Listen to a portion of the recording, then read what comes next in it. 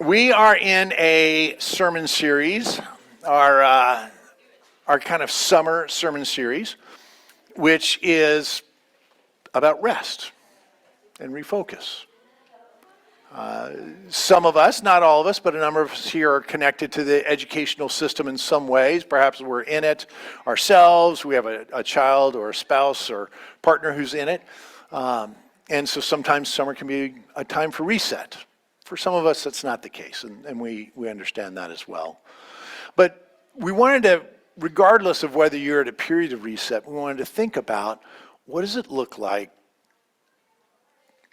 to slow down, to refocus, to come back in touch with your actual self. So we have a special guest star today who is going to preach. If you would please welcome Brenna Rubio. Woo! I don't know how I feel about being called a guest. Well, that's true. Brenna Rubio is the other co-pastor at City Church, and she's been gone, for those who are new, she's been gone for a month, and it's amazing. I really thought I was going to burn the place down, but I wasn't worried. I had more faith in Bill than he had. Yeah, well, yeah, that's true. Anyway, so it's just, Brenna, it's so great to have you here. So we're going to do some... I'm excited to be back, friends. Yeah, we're going to do some reflections. Brenna's been away for about a month, and she has been theoretically resting. Do you question me? No, I don't know. And so we're going to just talk a little bit about rest, and she's going to give a little bit of her perspective on that today. But first, we're going to read Scripture, and it's this picture of how God created rest. God actually intentionally said, rest. It's really important, okay? So Ming Lu is going to read Scripture for us. So if you'd welcome up Ming. Woo. Come on. When we stand in honor of God's word when it's read, so if you stand, if you're on Zoom, you can stand on your bed or your sofa if you want. You don't need to. Good morning. So this is Exodus 28 through 11. Remember the Sabbath day by keeping it holy. 6 days you shall labor and do all your work, but the seventh day is a Sabbath to the Lord your God. On it you shall not do any work, neither you nor your son nor daughter, nor your male nor female servant, nor your animals, nor any foreigner residing in your towns. For in 6 days the Lord made the heavens and the earth, the sea, and all that is in them. But he rested on the seventh day. Therefore the Lord blessed the Sabbath day and made it holy. Exodus 28 through 11. People of God, this is the word of God. Thanks be to God. You may be seated. Thanks, Ming.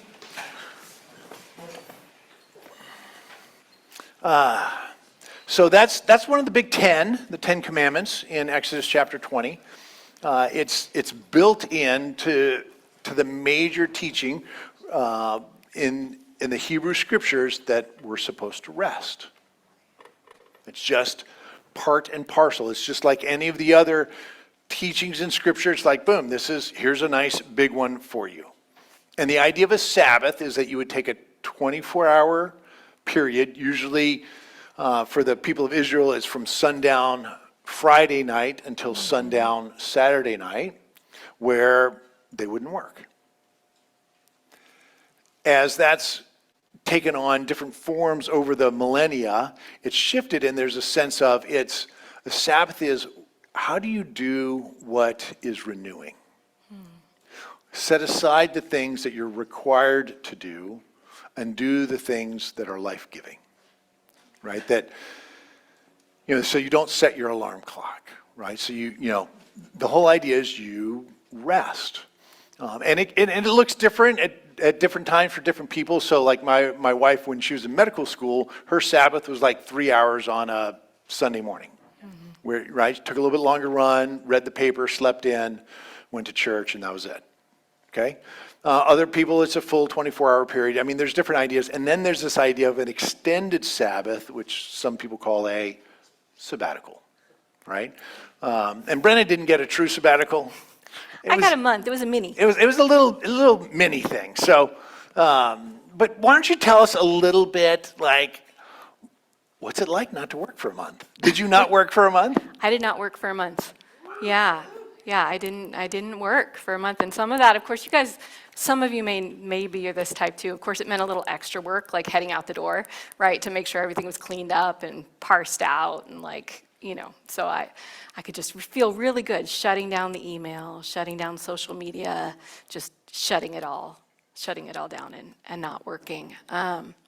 Yeah, overall, I mean, the hardest part by far for me, and this might not be everybody's experience, but for me, it was all of you guys. Like, it was just the people stuff. It was like, well, I wonder, I mean, it's like the last time I saw this person, like a major thing was happening, and I wonder how that worked out. I wonder if that problem, that relationship, so the fact that what we do here is so people-oriented, that was definitely the most challenging part. The work, like the not looking at my email, not worrying about, I don't know, insurance paperwork or, that kind of stuff. So I got to tell you, like, that was actually, in the context of my year, that was really easy to put down. I was actually pretty desperate for a rest. Like, everything in my soul wanted and craved the break. So a little context. For my year, which was just very, very full and sometimes overwhelming. And there are pieces I think I may have processed, kind of in this larger space and community. Other pieces, I think I processed, some of you may have heard it in little bits over coffee. It was more that kind of private, one-on-one stage of the processing journey. But this past year, my family, we've been working through this realization that there was this whole thread of sort of hidden disability flowing through the family.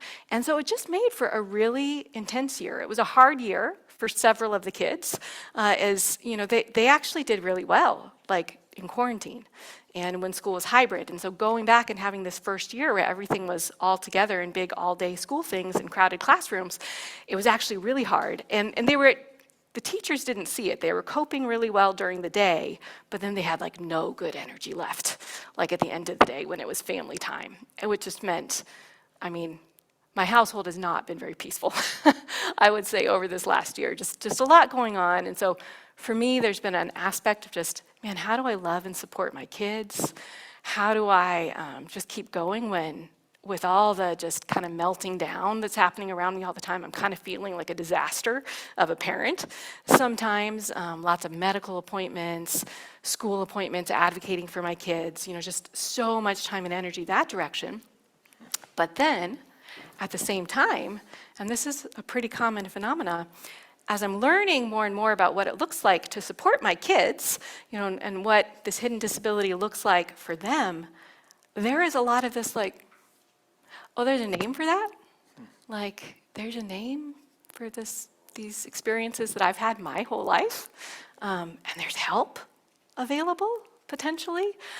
So it was really freeing, but initially more just disorienting at 42 to actually name for myself, like, oh, just like some of my kids have autism, I'm actually autistic as well. And to really go, and what does that mean? A lot of disorientation.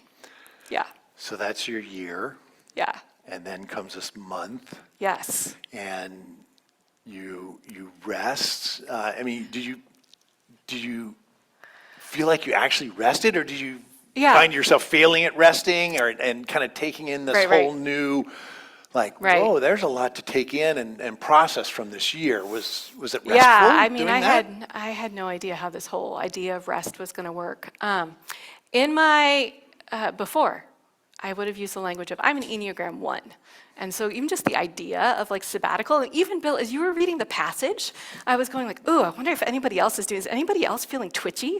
Like, of just kind of like, there's a lot of shoulds here. Like, even just with this idea of rest and Sabbath, like it was just grabbing onto, what I've generally described as my Enneagram 1-ness. Like, I want to do it right. I want to know what the rules are. I actually break the rules pretty frequently if I think they're stupid.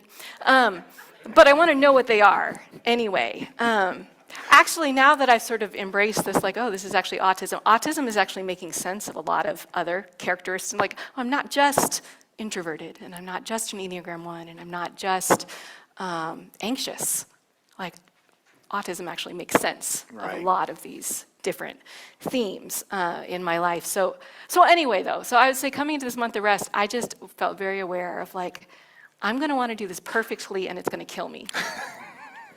And so I'm going to have to be really aware of like not having a bunch of rules and regulations for myself around what this is going to look like, because otherwise I'm just going to feel like I'm failing constantly, and it's just going to be this whole list of shoulds in my head.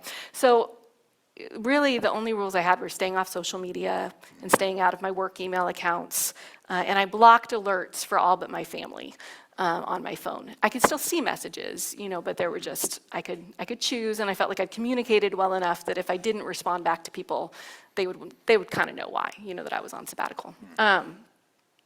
Yeah.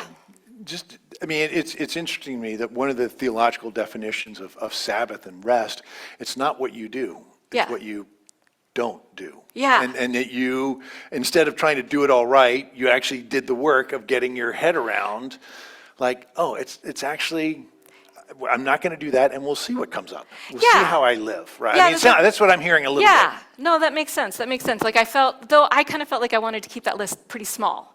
I Yeah. didn't want to like uber define it, right? Yeah, Like here are the yeah. major ones that like this will take me off the rails. But then other than that, it was going to be what's life-giving, And so if watching something on YouTube was going to be life-giving for me, I could do that.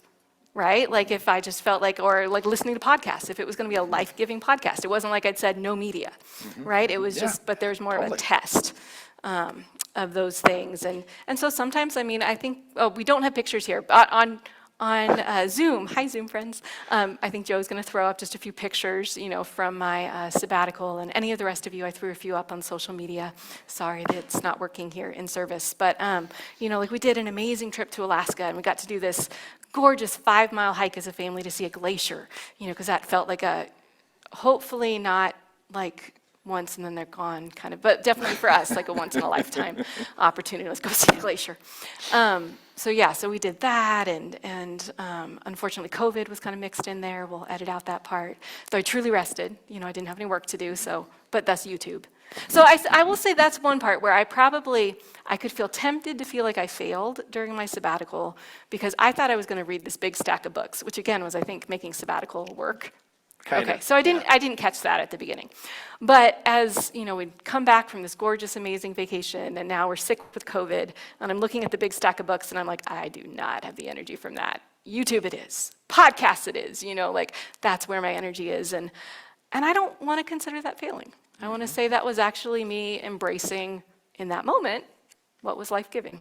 What was sort of, hey, this is what it looks like to be sick. Sometimes you just need a little entertainment, right? Like you just get to sit in bed in your pajamas all day and go like, yep, this is humanity.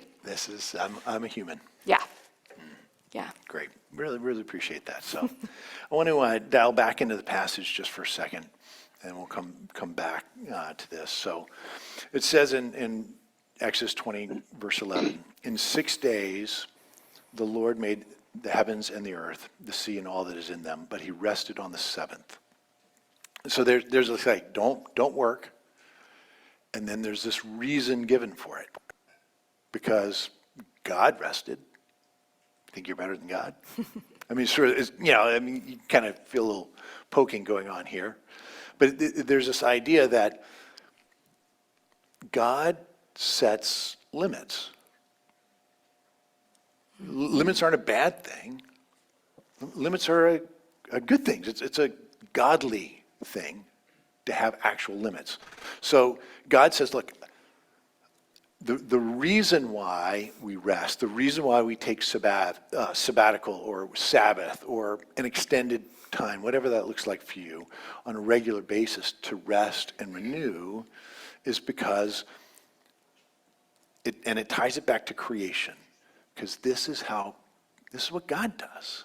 This is how God works.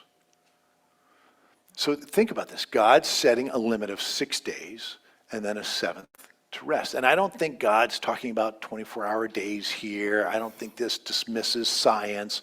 I think what the Spirit is really trying to get at here is there are limits. There are boundaries. And there's boundaries around working, and then there's this open space.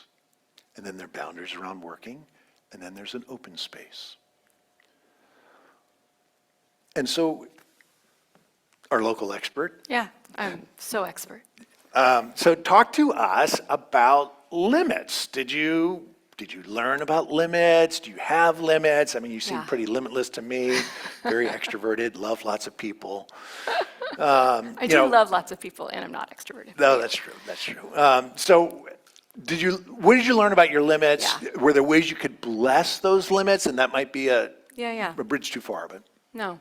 So, I mean, I feel like talking about like the social media stuff and whatever, like that's the normal sort of post-sabbatical sermon, right? And there's all sorts of good stuff there, and I am still kind of carrying forward, some of this, like, man, I've never done a solid month before, but I've done weeks here and there, and I love being off social media. So, I'm definitely thinking about how do I keep moving forward in that, having purpose before I open an app versus being mindless about it. But I think, this processing what it means for me to just acknowledge my autistic self, like, is definitely what I've been doing most over this last month and over the last year, really, and I think it fits in with this. So first, I just want to say, like, there are so many stereotypes about what autism can look like. So I can imagine some people might be going, but Brenna, you don't look like one of the characters on Big Bang Theory, so you're autistic?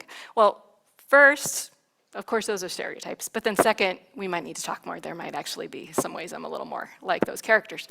But really, I think one of the first ways that I've been thinking about this and learning about it is even just a little bit of language. How do we talk about autistic diversity? As I've had one-on-one conversations with some of you, other friends and family, one of the phrases that always comes up first is the old way that I think we're still sort of like moving out of talking about autistic diversity is in terms of functioning and functioning labels, so high functioning or low functioning.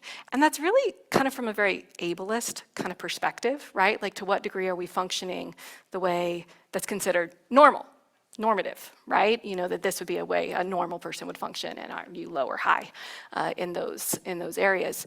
And instead, the shift, which I really appreciate, and I feel like it's just helping me personally, is towards thinking about support needs. Do you have lower or higher or moderate support needs? And so while I can definitely say that, like, for myself and for my family, we are more on the lower support needs kind of side of the spectrum, it's still actually kind of revolutionary to go, like, and we have support needs. Like, the medicine that I take for my anxiety is actually a support that I use to cope with a world that's a little bit like, there's just a lot flying at you when you're driving. Like, that's my experience, right? There's a lot going on sensory-wise when I have to drive. And so it actually creates more anxiety for me than it does for most people. And so I've started thinking about limits in terms of where I need support. So it's not just like I'm broken in this area, or I'm failing, or I'm less than, but just a way of saying, like, none of us were meant to do everything, right? All of us were meant to live in community. We're meant to, like, it would actually probably be a horrible thing if Bill and I were both super extroverted, right? We'd be jockeying all the time for who gets to have the biggest parties, or like whatever. We're like, we can kind of divide and conquer this way, right? Like, there's some things I'm pretty good at, and Bill's glad he didn't burn the church down. And I had no fear that people were going to feel lonely while I was gone. Like, Bill is going to keep that covered just fine. But we need each other. And I mean, so in this passage that you're talking about, right? I mean, maybe it's not exactly that God needs rest. Maybe that word makes us a little nervous. I'm not sure. But it seems like God benefits from it. Yeah. God wants it. God desires rest. There's something that brings balance by taking this period of rest and not producing, not doing, just being. So the one book that I've gotten through the most over this time of sabbatical, it's called My Body is Not a Prayer Request, Disability Justice in the Church by Amy Kenny. And some of us who are part of Shock, the church plant in Orange County, they've been reading it together as well, and it has just been phenomenal. I've loved it. But the author, she calls us living on the other side of the myth of independence and hyperproduction, and really just suggests that, hey, disabled people, like, really, almost prophetically model this, that is actually a gift to us to see, like, because some of us, we try to present, that we can do it all ourselves. We are independent. We are, we're just so strong, so tough, so limitless. And it's not true. Another phrase she uses, which I love, she doesn't talk about like disabled folks and abled folks. She talks about disabled and temporarily abled, which I think is just profound. Think about that for a minute. But yeah, the sense that we are all interconnected and we need each other. And so for me, I don't know that I've always received the message, that my limits are a gift, that it's a gift, that I'm an introverted pastor. I've always felt honored in this church setting, about that, and with Bill, that we don't have to be the same, that we can love people in different ways, but certainly in other places. I mean, you all know, if you're an introvert, like, it's the extroverts who are, like, seen as leaders, and, it's the upfront people, like, yeah. Yeah. You had a couple other factors going on, too, but... What? But yeah, so just blessing the limit is to say, like, that I can come back and say, yeah, I really love you all. And I am wired in such a way that month off was fabulous for my soul. Man, it was so good. And I trust you were well loved, and I can come back and jump in and keep loving you in my own quiet way. Yeah. Yeah, so delight is one of the ways I think of what God does on that seventh day, is delighting in all the goodness around and delighting in those limits, right? And there were a couple meetings this week. Brenna and I were talking this morning. I was just laughing. So our two board leaders met with us on Monday, and Brenna, it was a great moment. Brenna's like, I didn't ask you about this, but I'm going to tell the story anyway. So Brenna's like, hey, I'm just gonna be quiet during the meeting because I know you've been leading for the last month and I don't want to interrupt. And I'm like, she's not going to be quiet. Wait, I would say, actually, I caught myself and said, no, remember, Bill, I always say this, and then I can't help myself. I'm actually kind of bossy. I will end up talking. But my goal is to come in quietly. So we start having this meeting, and like 2 minutes in, she's like, I mean, that's a nice idea, Bill, but that's probably going to lead us like way off track of where we're going. I mean, I wonder if we ask this question. I'm like, yes. And then like 5 minutes later, I say something else really dumb, and she's like, oh, that's an interesting idea, I wonder if, and you're like, yes. And it's like, I was so psyched. Like, there's just no one thinks, like, if you've ever come to our board meetings, no one ever thinks that, like, Bill's leading the church. No one ever thinks that. Like, people do think Bill knows everyone because I'm, like, pathologically extroverted. But, I mean, the leadership gifts leans this way. And it's part of just how God, this package, it's like one thing. Yep. It's amazing. It's delight, right? This is what we delight in.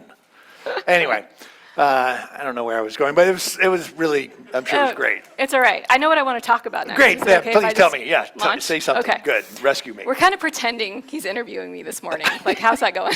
Yeah. Ish. Ish. No, it's the other aspect of like limits where I feel like this is kind of where it meets the road. It's like saying, and again, like, this is just me, and so I don't know how this is going to land for all of you, but okay, so driving anxiety, I've already talked about that, right? So just, I'm a homebody. I like my space. I like my space, feeling like I know where things are. I like having people in my space, for reasonable amounts of time. I like moving slow. So I went to a college where everybody biked. And in some ways that's good, right? Because I don't have to drive.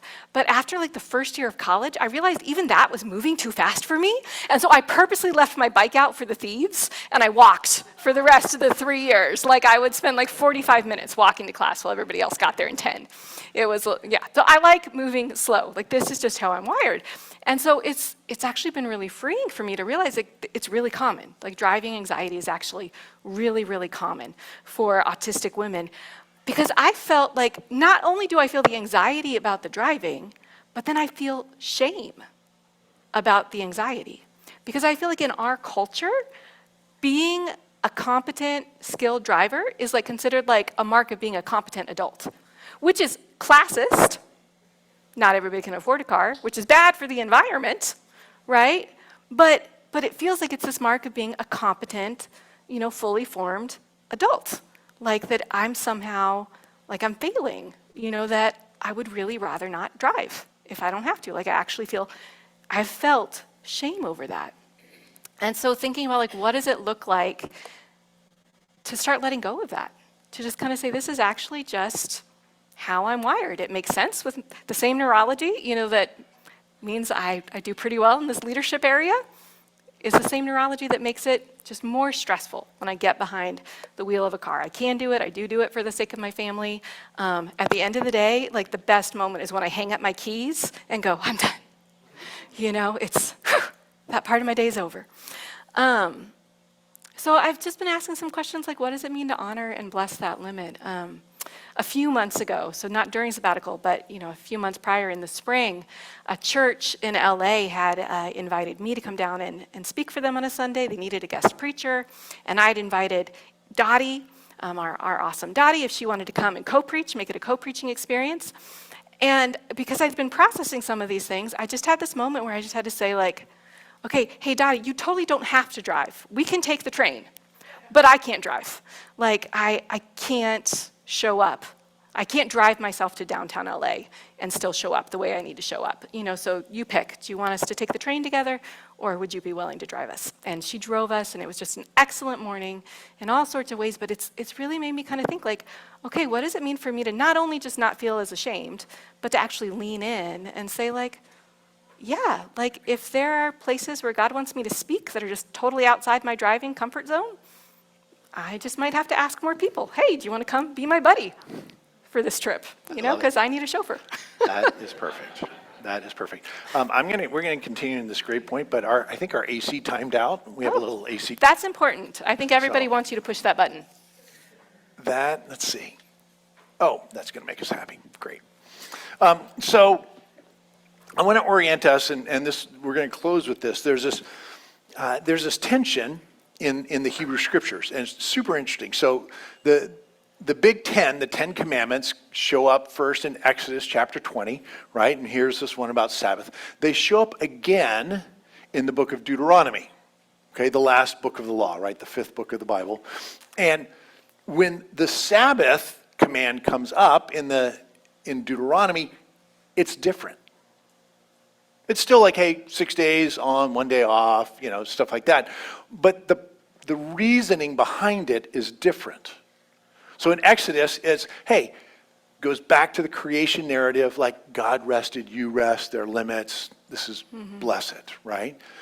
Listen to how it's a little bit different in the book of Deuteronomy. So this is what it says in Deuteronomy chapter 5, verse 15.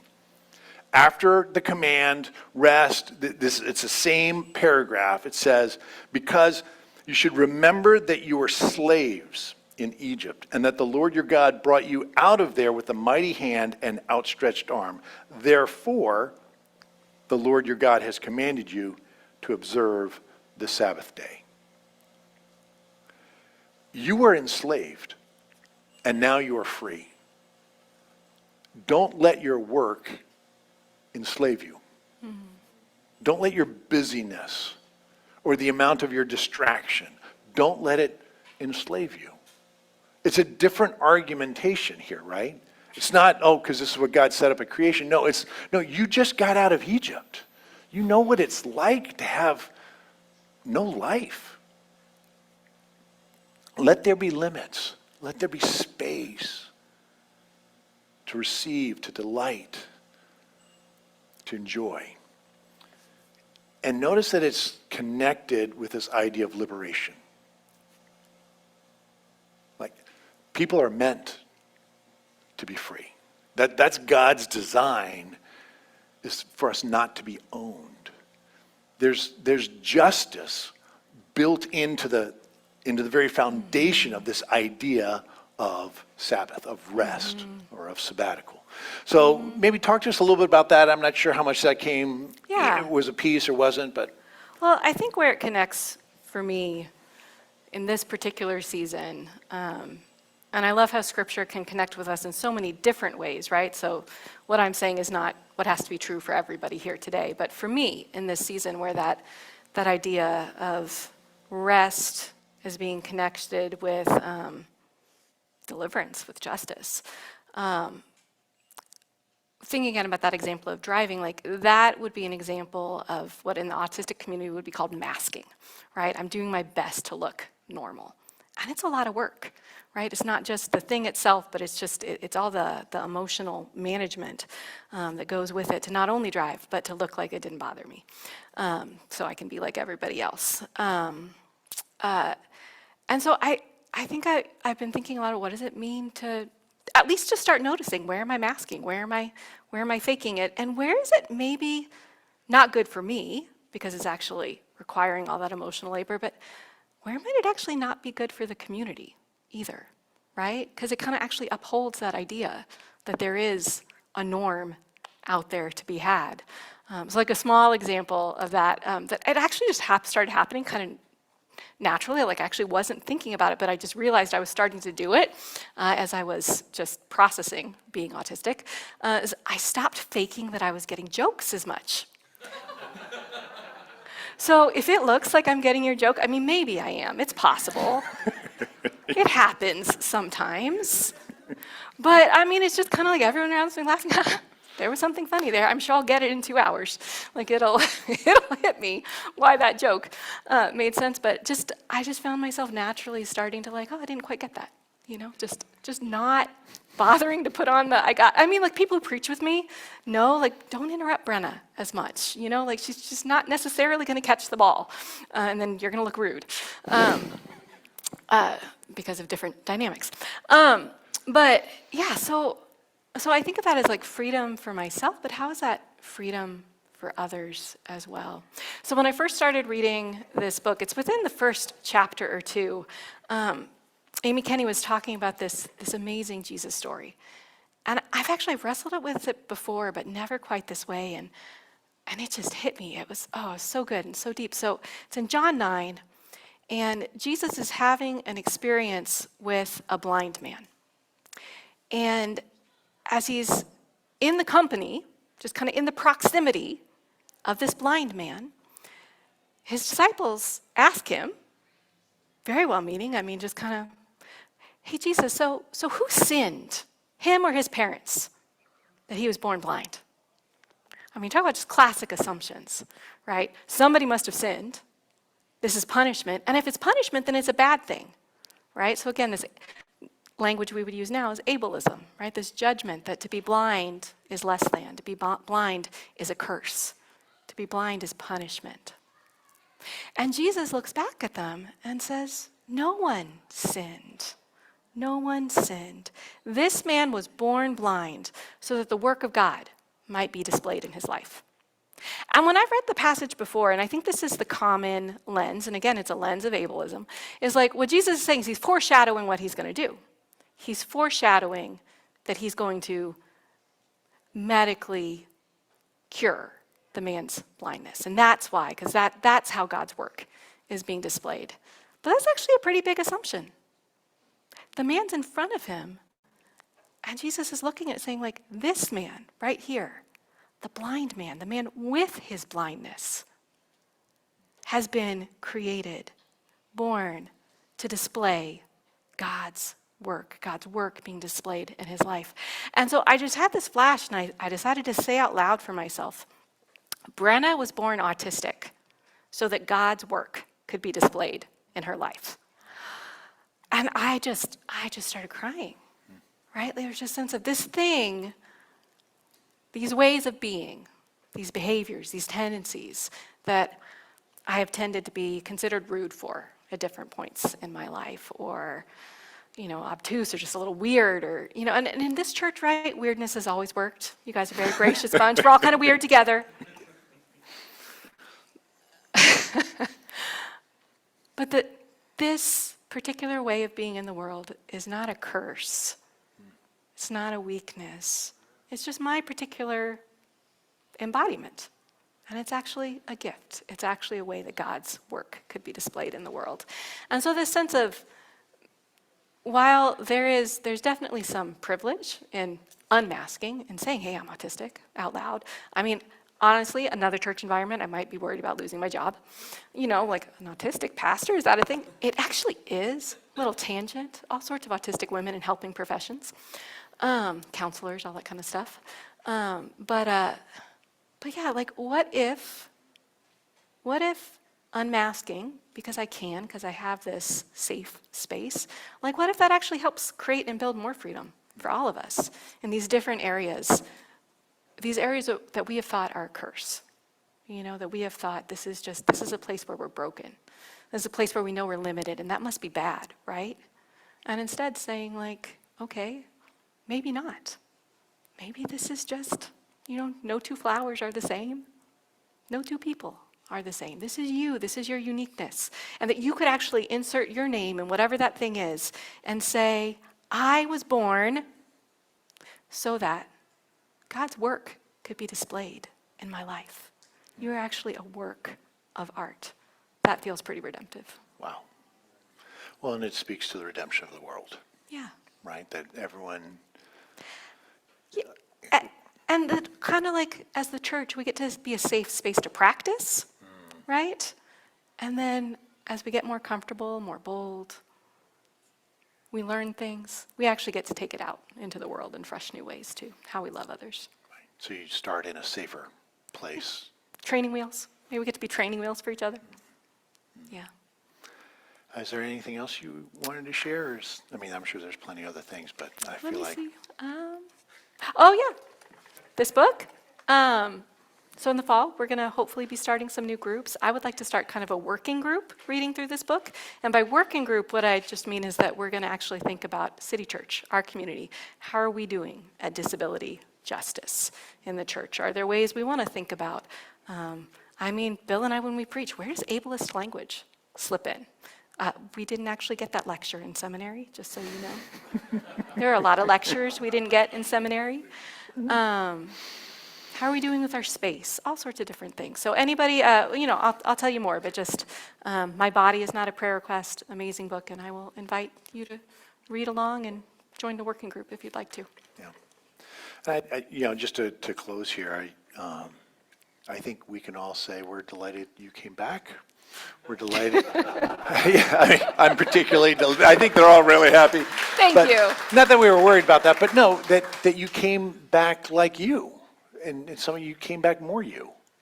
And that helps me be more me. It helps us be more us. I think that's the journey of becoming more like Christ. It's like, what a gift. Thanks, Bill. That's what I hope. Oof. Yeah.